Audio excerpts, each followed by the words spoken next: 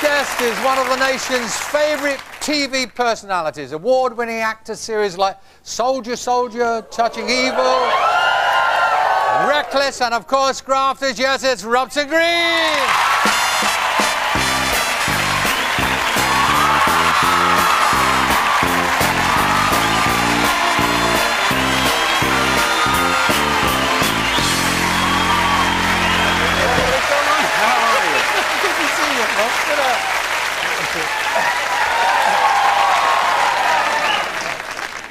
Here's my knock-knock gag. Knock-knock!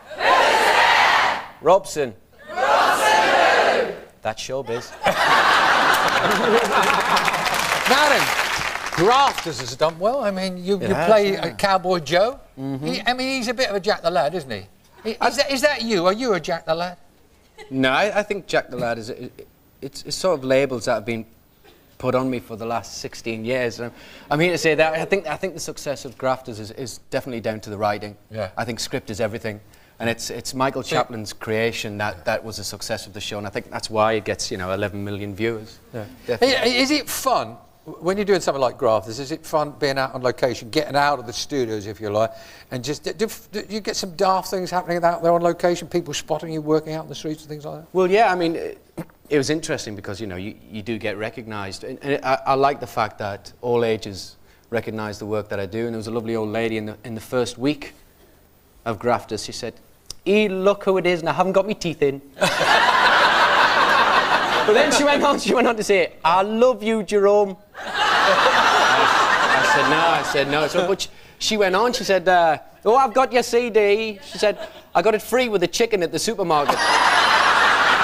As though I'd be pleased about it. She ended up by saying, "I don't care for you much." She liked Jerome rather than me. Yeah. You're obviously, you're flying at the moment, everything's just great. But you once said, let me get this quote right, acting as a job wasn't even a dream where I come from. What did you mean by that? Well, I think, I don't want to take the tone down, but for me, acting was definitely an escape. And I think you'll find that in any working class village. Is that from the mining community? Yeah, definitely. Dad was a miner, and And your granddad? Absolutely, I mean, Granddad, there was Wilson Green, there was Taylor Green, and my father's called Robson Green. We had surnames for first names.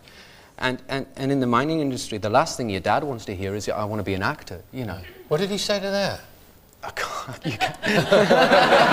You can't broadcast it. I mean, his opinions have changed now, but... but he also was, he was a little bit into the show, but he was on the periphery there. Dad, my goodness, you've done your research. Dancer, didn't he? My dad was my God, you've done your research. Yeah, my dad. I only found out, about 5 years ago, as you do about your parents, as you do about your family, the deep hidden secrets, and Dad was a wonderful ballroom dancer. I mean, he won...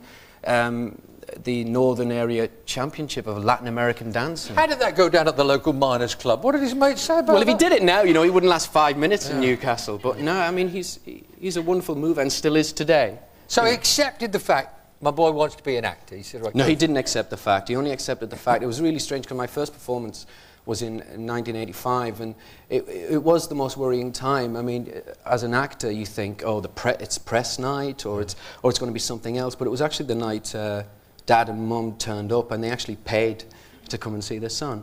That was a real test for me. I remember you telling me upstairs in this very studio last time you were here with when you were doing the tracks. You said the one thing that you found difficult to deal with in showbiz, because you're a sensitive little thing, was the criticism, right? Yeah, and you did a Christmas special with your mate Jerome. Sure. And some of your dad's pals were a little bit scathing. Well, how did they describe you? Well, my dad is... I love him dearly so much because he's worked so hard all his life. He worked down a black hole, as we all know, miners. It's a job that isn't designed for people, But he sits with the miner lads in the Fusilier. That's the pub in Forest Hall in Newcastle, and they're the great critics. And I remember the Christmas show I did with Jerome. He just rang me up and he said, "I hope you weren't paid for that." Is there any chance that you and Jerome would do another album together?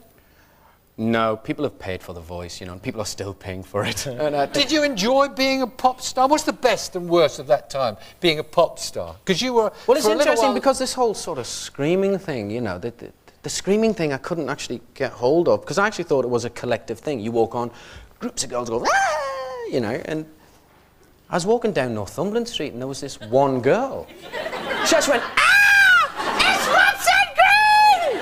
And I'm going, "Hey, you need to go." And actually went, "Shut up!" And she's going, "Ah!" And people thought I was attacking her.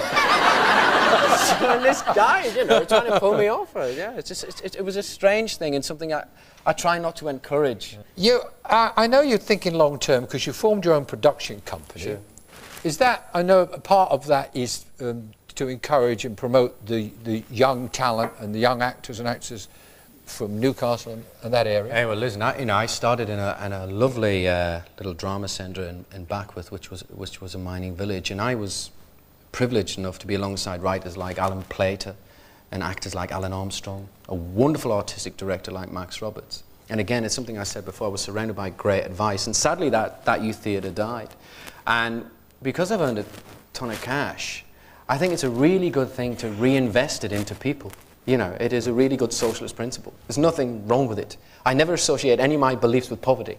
And I think it's really good that you invest in young people and you go, there you go, there's an avenue into the industry. And it's up to you to grab it. Well, let's hope the new millennium brings all the people up there and you lots and lots of success. Do you know Gaza and Shearer and all this? Do you meet these guys? Yeah, I mean, I've been filming up in Scotland and the England team stayed there, and it's the worst thing. I mean, some strange things have happened this year, you know. I sat next to Alan Shearer, and he was asking me about the filming. And I don't know about you, I don't know if you become unsettled with icons, but Shearer to me is an icon. Sure. And he went, "So what are you filming at the minute?" And my voice just went up 8 octaves. It's like, "I'm filming Grafters, Alan." He was the little boy. Yeah, it was. It's, "I think you're great." And it was the same. I was in the hotel room 2 weeks ago, and I thought it was a wind-up. But Bruce Willis rang. He'd been watching Touching Evil. And Bruce rang up and he went, "Hi, Robson, it's Bruce Willis." I went, "Hello, Bruce." "How are you?" I mean, fantastic Armageddon. And he's probably going, "What's this guy?" Robson Green, ladies and gentlemen. Robson Green. Good one, Robson. Good one.